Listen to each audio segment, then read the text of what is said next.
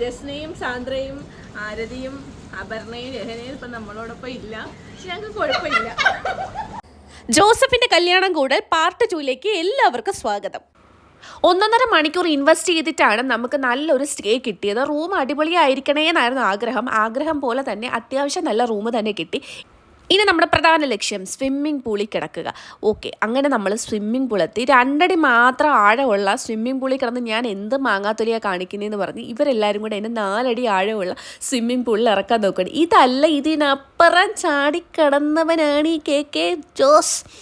ആദ്യം കുറച്ച് പേടിയുണ്ടായിരുന്നെങ്കിലും വൺസ് അത് ഇന്നായി കഴിഞ്ഞാൽ പിന്നെ ഭയങ്കര ത്രില്ല, ഇറങ്ങി പോരാൻ തോന്നൂല. ഇനി നമ്മുടെ പ്ലാനിൽ ഫുഡ് കഴിക്കുക, ഷോപ്പിങ്ങിന് പോവുക, തിരിച്ച് റൂമിൽ വരിക, സിനിമ കാണുക, ചിൽ ഔട്ട് ചെയ്യുക.